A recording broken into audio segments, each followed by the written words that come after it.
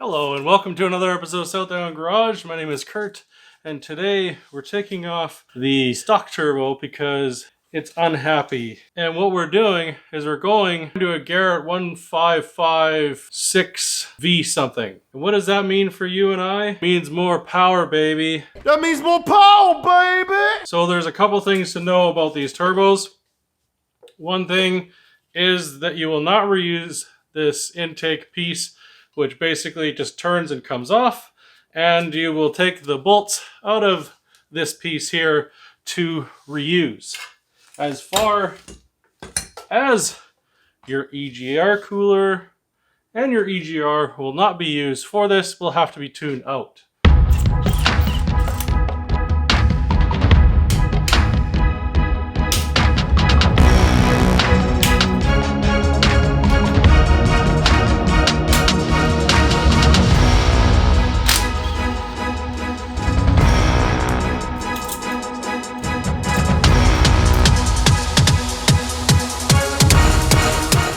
Well, that doesn't spin well at all. It should spin freely, but it's not spinning freely at all. So I'm basically trying to take this heat shield off. I've taken this lower hose off. And basically the lower hose, I think it comes up to one of these hoses. I think probably this one here. And then got that out of the way so I can try to get this heat shield out, but I need to get this out. This is attached to the high pressure oil line. All this stuff comes in the kit. You get a new oil line and return line and high pressure line, so we don't have to worry about that at all. I just can't get over how stuck this turbo is. That is not no bueno.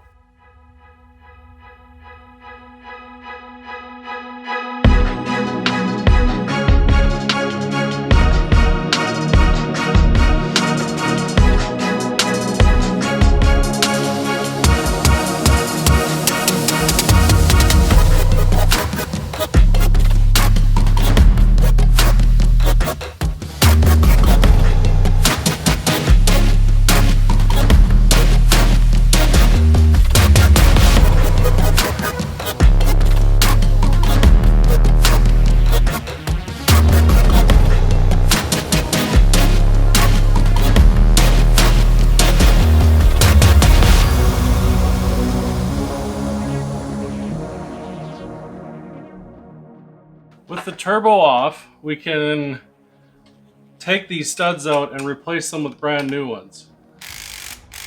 I like the double nut method. Ew.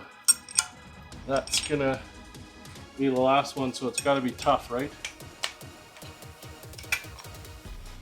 Oh yeah. Just take your time, don't rush. It's a good idea to put both nuts so they're facing each other so the flat section's on there. However, it's slower to get it off, so I just basically put them on like you'd normally would to get this last stud out. And once you get sort of a routine going, you can pull everything out. And then once this is out, we can go ahead, clean this up with some Scotch-Brite and get it all ready for the new studs and exhaust manifold and turbo. We're using an M8 by 1.25 thread, and we're just going through each hole to make sure it's cleaned up. I had one at the very end of the cylinder head here, and seeing as this is aluminum, we don't want to take the chances that we're going to do some damage here, so I'm just going to go through. Like you can see already, these threads so much different, and just the stuff that's coming off this thread will make you kind of like a little sick inside. So once we get all this cleaned up, then we can start putting the new bolts in. I did have to scrape around some of the edges here to get the carbon build-off off. One of the things that the new Stage 3 kit has that is different from the factory setup is it has this nice kit that just takes your exhaust valves here and doesn't take this extra port for your EGR. However, if you're in a regulated area, then you're definitely going to have to make sure you deal with that.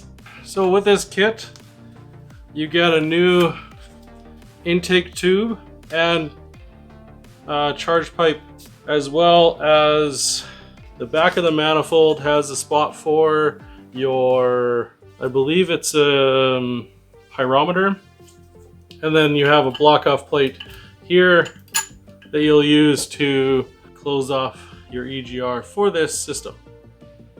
However, if you're going to reuse your EGR, you're going to have to come up with some system in order to make this happen. I don't know how you do that. Now that you have the old system off, everything is cleaned up, you have the new studs in.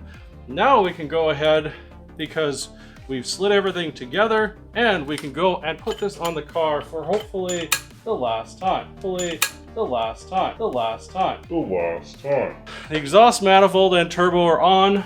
We can go ahead and put our nuts on. These nuts are a one-time use only. I replaced all my hardware. The crackheads are out again. That's why I have a 9-foot fence to keep them degenerates out. Last year, during the lockdown, one of those monkeys stole some of my gardening equipment. My goodness. What the world comes to. Anyways. So I don't really know if I cover this up or what do I do with this thing, because yeah, it's kind of pointless now. Connect it back together, because that's what you do. But this far port over here is no longer useful. So I'm going to go ahead, I'm going to tighten this all up, I'm going to tighten up these, and then I'm going to start adding the drains to this. And once the drains are put in there, I've cleaned everything up in my solvent tank, we can go ahead and finish torquing this down. I have to quickly look on the interwebs, see what the torque specs are. This isn't a completely bolt-on. Unfortunately, I had to grind down the edges on here and here just so this could fit up in this area.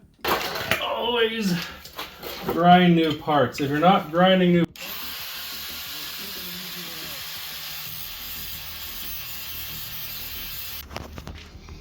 And now it's finally in.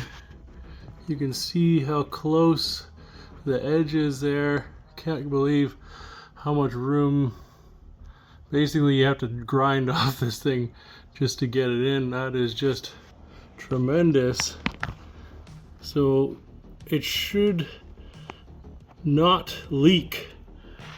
If it leaks, man, I'm gonna be so mad.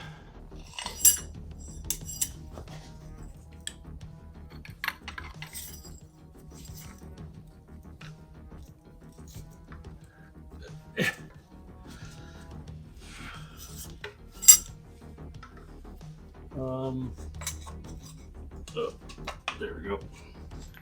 So we're just going to try not to cross thread this.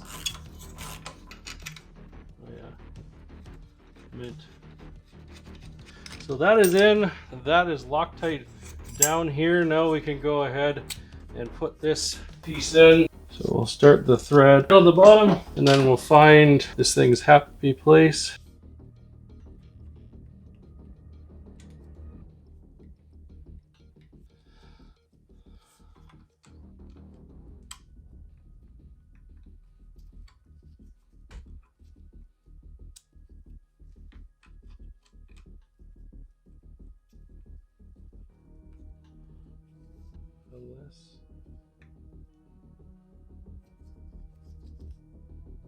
Why am I sitting here holding a turbo in front of a fully built car? That's an excellent question. Tune in on the next episode to find out. It'll be a good one, I promise. Bye for now.